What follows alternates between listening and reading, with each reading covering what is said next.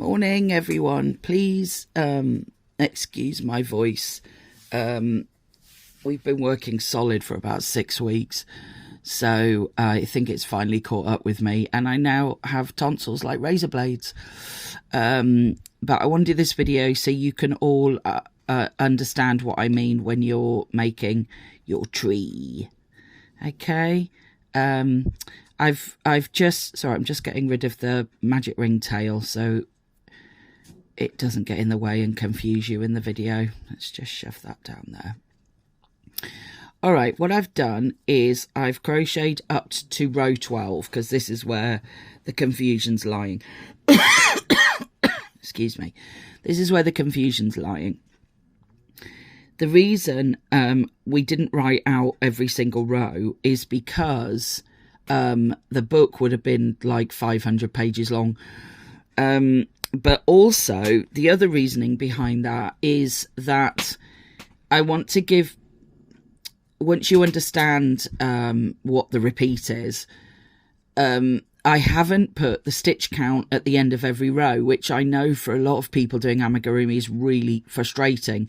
The reason I didn't do that is, if I'm honest, and anyone that comes to my class will not believe these words are coming out of my mouth, the stitch count isn't that important.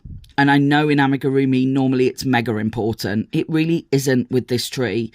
It is a very forgiving pattern. Basically, all that we want is we want your tree to fit your cone. Okay, and as long as every other row is back loops only, that's all that matters. Because then when you come back up and you're putting your leaves on, which I showed you in the other video, so have a look at that if you've got to where you put your leaves on.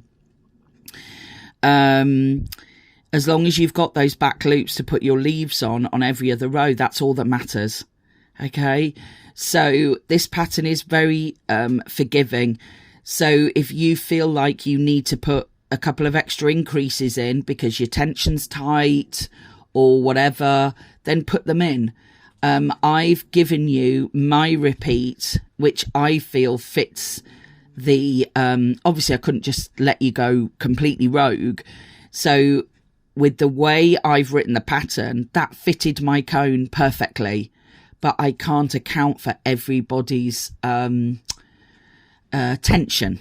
Okay. So I wanted it to almost be a little bit, I don't want to say a free-for-all because it really isn't. But anyway, let me get on and then you'll understand what I mean.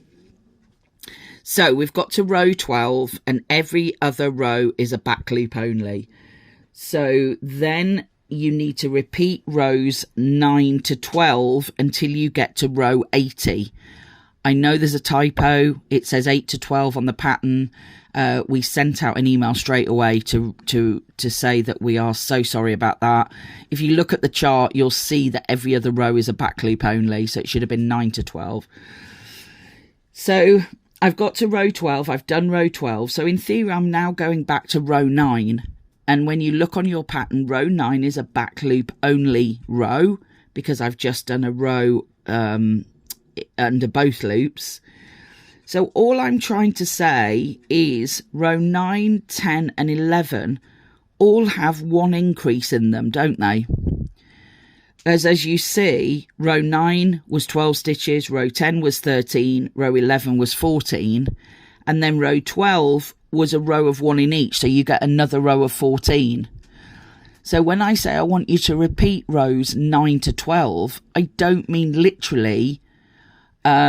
What I mean is I want rows, the equivalent of rows 9, 10 and 11 to all have one increase in, and then the equivalent of row 12 is one in each with no increase. Is this starting to make sense now? Because if you increased on every single row at the beginning here, your cone would go out too wide and it would be too big for your polystyrene cone. So we don't start doing one increase in each row until you are at row 80, and then the bottom actually flares out quicker, so you need to do an increase on every row. So really what I'm saying to you is from row 12, every fourth row has no increase. And the reason I've written out, so row 9, so row 13 would be row 9. So we're going to do back loops only. So I'm going to read out row 9 as it stands. Back loops only. 1 double in each of the next 5 stitches, then an increase, then 1 double in the next 5 stitches. That gives you 12. So what I'm saying is when you repeat that on row 13, don't do 1 double in the next 5 stitches and increase 1 double in the next 5 stitches, because you'll have stitches left at the end of your row. What I'm saying is in the middle of that row, put an increase in. And then on row 10, you start with an increase and then you just do 1 double in each till you get to the end of the row. And row 11, you do 2 doubles, 1 in each of the first 2 stitches, then you do an increase, then you do doubles to the end of the row. All I'm doing is I'm moving where the increase lies, so you don't get a seam running down your tree, and you get a more, you don't get like a little angle appearing on your tree. It becomes more spherical because you're not lining up all the increases. All right, does that make sense? So I'm going to do it with you. So row 13 is back loops only, and we're going to do 1 double in each of the next 6 stitches. I'm going to use my stitch marker. My box isn't here yet, so I don't have my fancy stitch markers. And also, please be aware, this is not Amazon. This is Green Beryl, I think. So I don't have Amazon. I don't have the box. So I'm going to do 1 double in the back loop of each of the next 6 stitches. 1, 2, 3, 4, 5. Oops, sorry, I've wrapped that around my little finger. 5, 6. And then I'm going to put an increase in, because that's pretty much in the middle of the row. So an increase, for those of you that are new to amigurumi, just means 2 stitches in one. Okay, so you're putting 2 stitches, 2 doubles in 1 stitch. And then I'm going to do 1 double to the end of the row, which happens to be 7 stitches. So I'm going to do 1 double, still back loops only. This whole row is back loops only. 1 double in each of the next 7 stitches.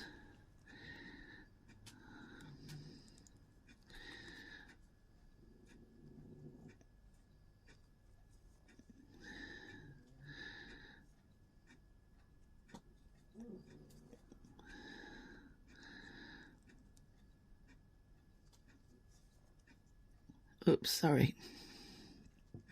All right. So in theory, row 13 is going to be 15 stitches because you've put 1 increase in. All right. So row 14, you're going to have 16 stitches because you've put 1 increase in.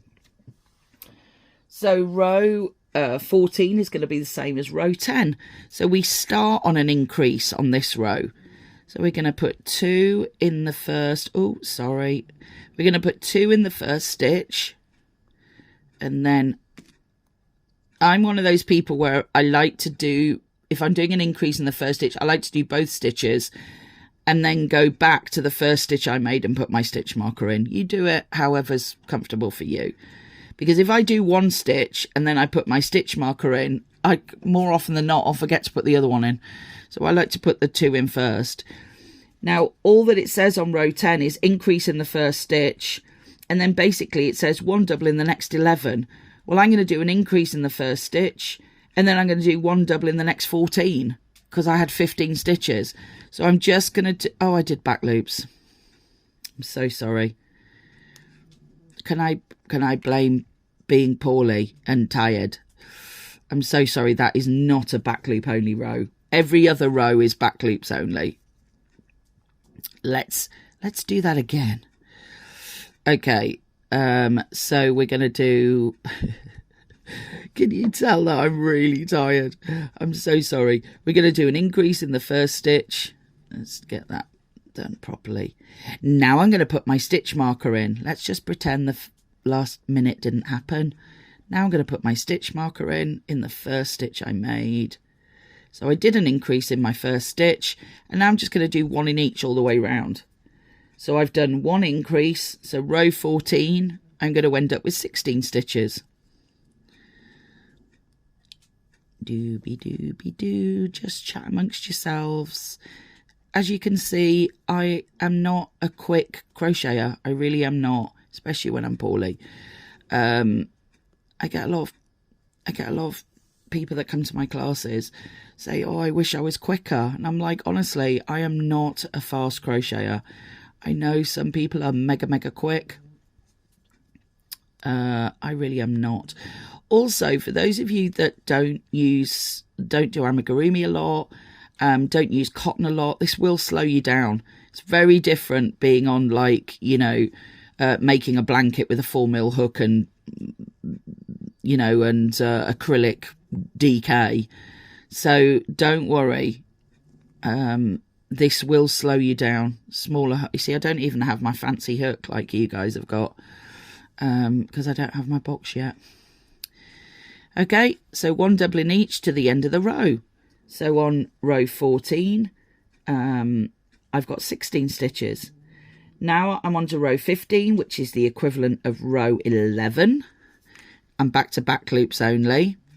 So row 11 says 2 doubles, so that's one double in each of the first 2 stitches. Back loops only.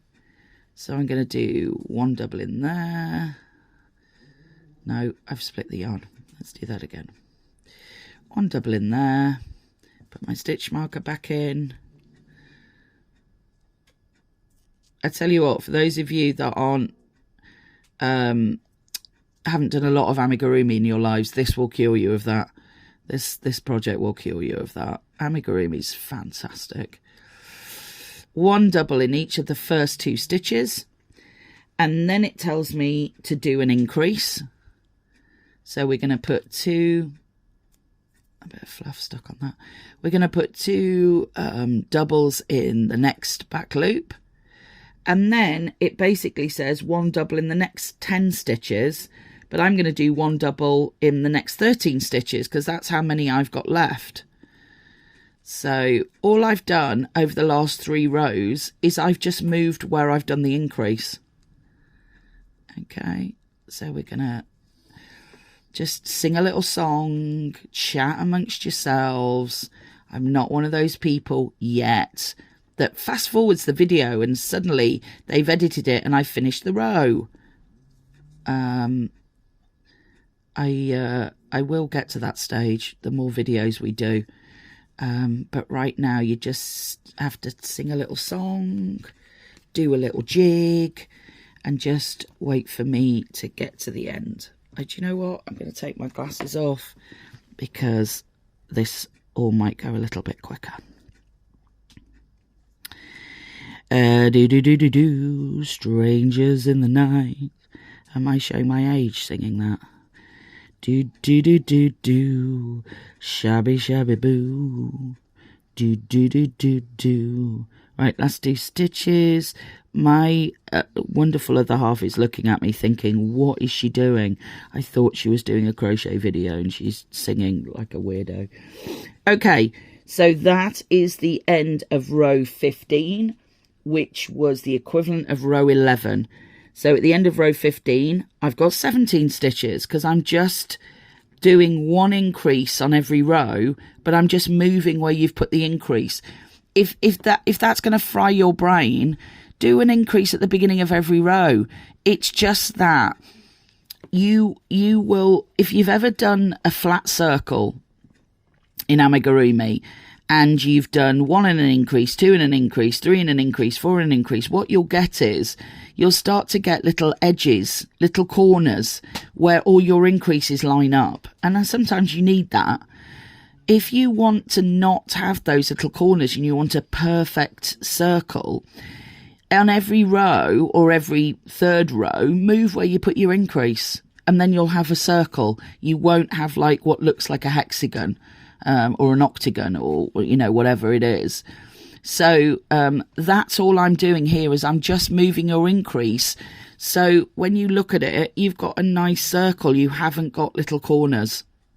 So when you put it over your cone, it just fits really nicely.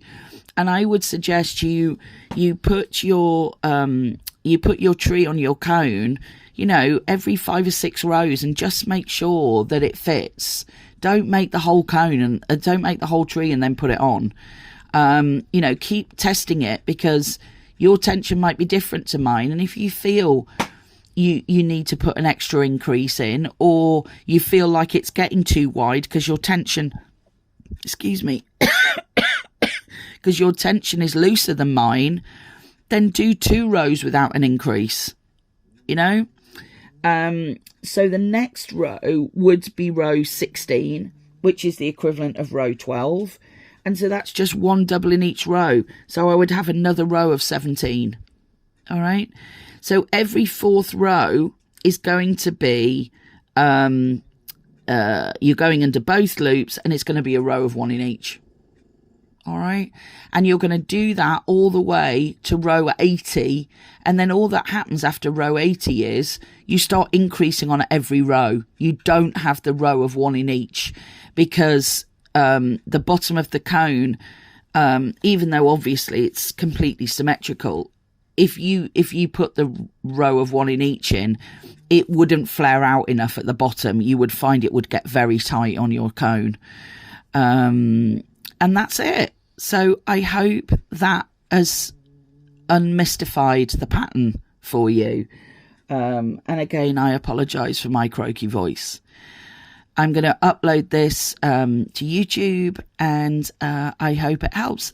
Any other questions, please just email or message. Try not to message on Facebook or Instagram like in a post, only because we might not see it. There are loads of amazing crocheters that get our box, and we're very grateful of that. And I know some of them are really happy to help. And next year we will be creating a group where you can all chat and help each other with the patterns. But I'm going to get this uploaded now, and enjoy. And you will have opened something a little bit different in today's advent calendar. So I will see you later. Take care, everyone. Bye.